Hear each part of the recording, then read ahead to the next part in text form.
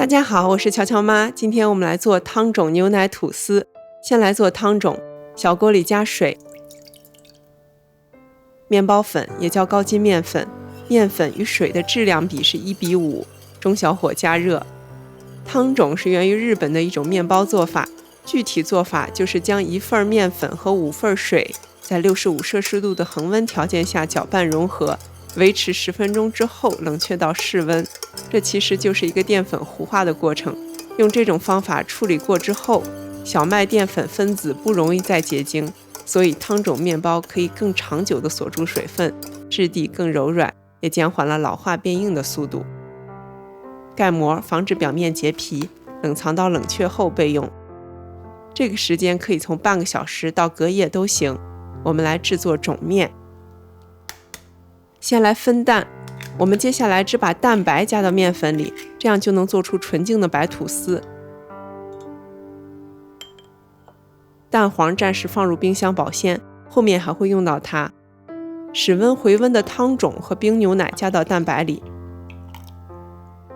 搅拌均匀备用。我们来和面，盆里加面包粉，也就是高筋面粉，加些奶粉增加香味儿，白糖、盐，混合均匀，打个窝，加入刚才做好的蛋清汤种和牛奶混合液。我们会用到水和法，对于含水量大的面团，如果用手揉，水和法能帮你省很多力气。做法很简单，就是把面粉和水混合到没有干粉，不用揉面，让面团休息。休息时间可以是30分钟到60分钟，几个小时也可以。天热要放冰箱冷藏休息。这是休息了3个小时的面团，一点没揉面的情况下，已经形成了部分面筋。接下来手揉就轻松多了，用耐高糖速发酵母粉，加点水调成糊状，加到面团里。含糖量8%以上的面团要用速效干酵母中的高糖酵母来做，普通酵母菌会被糖分的渗透压破坏，发酵效果不好，甚至发不起来。用水和法和面，一定要在休息形成面筋之后再加酵母和油，否则会影响面筋的形成。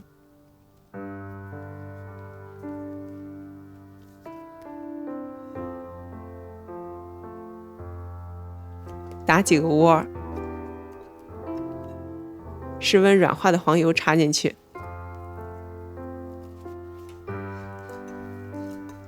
加了黄油之后，面团会变稀，这是正常的。揉一会儿，质地就润了。在案板上用搓衣服的手法或者摔打的手法都可以，揉出膜，面包就好吃了。盆底抹点油来发面，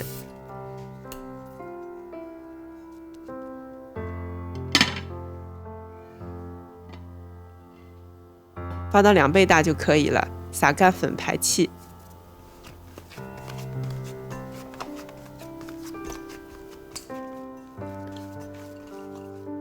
再来一轮折叠排气。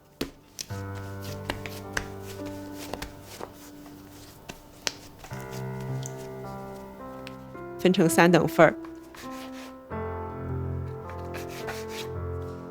整成球形。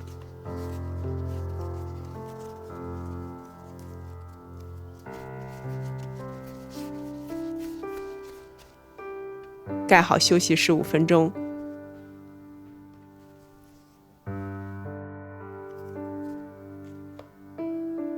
擀开，如果擀不开，要多休息5分钟再来擀。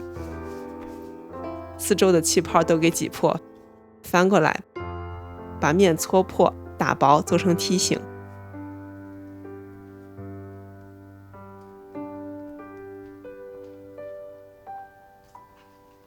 上面刚开始卷的时候要压实，后面自然卷起就行了。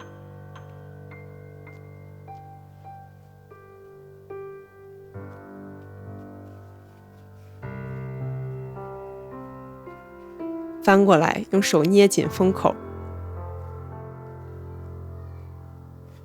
封口朝下盖上，休息15分钟。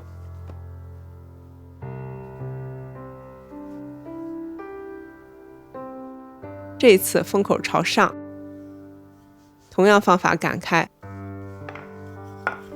翻面，让不光滑的面卷在里面，这样做出来的吐司上表面是光滑平整的。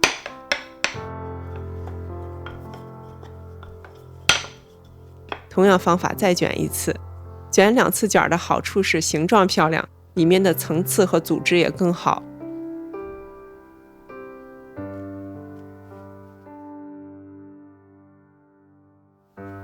这是标准的450克吐司模，可以抹点油好脱模。